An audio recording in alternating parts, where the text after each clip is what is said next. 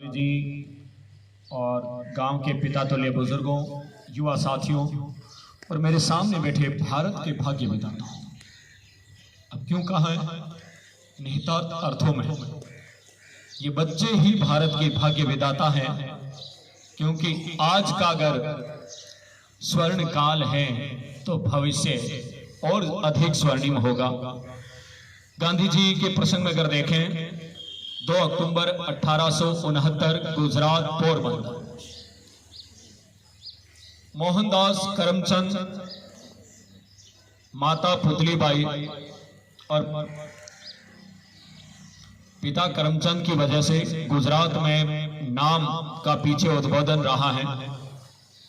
अब गांधी जी के प्रसंग में हर एक कोई बोलते हैं, मैं गांधी जी के उन आंदोलनों पर प्रकाश डालना चाहूंगा। जैसे सबसे पहले 1920 और 22 के दरमियान, और सभी बच्चों से निवेदन है कि जो निबंध प्रतियोगिता होगी उसके लिए अभी ये सुन लोगे तो आपका आधा टॉपिक क्लियर हो जाएगा। 1920-22 में असहयोग आंदोलन, फिर सविनय अवज्ञा आंदोलन, और जिसमें दांडी मार्च 12 मार्च 1930 से, उसके बाद में 42 में अंग्रेजों भारत छोड़ो। आप इतिहास के वृत्ताओं में गलत पढ़ते हो, भारत छोड़ो नहीं, अंग्रेजों भारत छोड़ो। कोई बात नहीं, मेरी आवाज आ जाएगी, निश्चिंत रहिए। हेलो।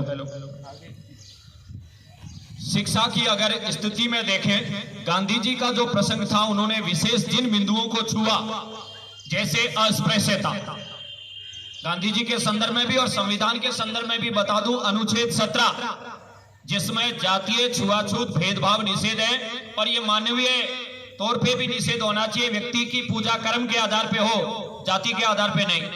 फिर उनकी यदि वकालत की बात करें तो सामलदास कॉलेज से उन्होंने बीए किया, फिर इंग्लैंड के अंदर इंटर टेम्पल कॉलेज, नाम याद रखिएगा, वहां उन्होंने लॉ के अंदर एडमिशन लिया। 1906 में जोहान्सबर्ग अफ्रीका के अंदर जनसभा से ही पदार्पण होता है, और 14 में जब वापिस भारत लौटे उस आधार पे प्रवासी दिवस भी मनाया जाता है। 1919 का जो एक्ट था, 1909 और 1919 दोनों आते हैं, उसमें रोलक एक्ट का इन्होंने विरोध किया, उसे काला कानून कहा। सत्याग्रह की शुरुआत की बात करें तो 1918 में चंपारण जो बिहार में, और फिर खेड़ा रसूलपुर जो सरदार पटेल के नेतृत्व में आंदोलन था, वहां भी गांधी जी ने अपना योगदान दिया।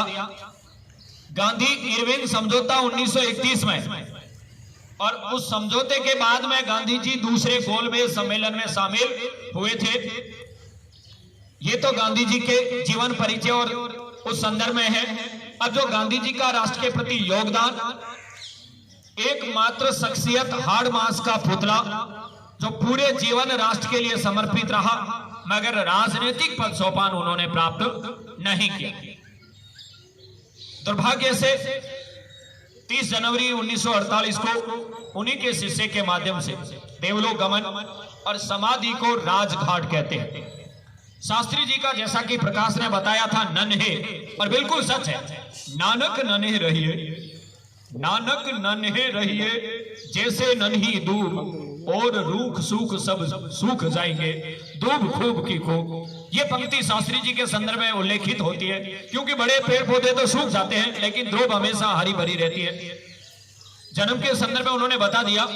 मैं एक प्रसंग बताता हूँ। पिताजी के निधन के बाद में जब वो अन्य बालकों के साथ में बाग में चोरी करने चले गए और माली ने जब उनको तमाचा मारा, तब उन्होंने कहा, मुझे क्यों मार रहे हो, मेरे तो पिताजी नहीं है। तो माली ने एक और तमाचा जड़ दिया कि जब आपके पिताजी नहीं है तो आप तो घर के और ज्यादा जिम्मेदार वफादार होना चाहिए, जबकि आप इनके साथ में चोरी कर रहे हैं। और उसके बाद में उन्होंने ये प्रण ले लिया कि मैं कहीं भी कभी अनैतिक कार्य नहीं करूंगा।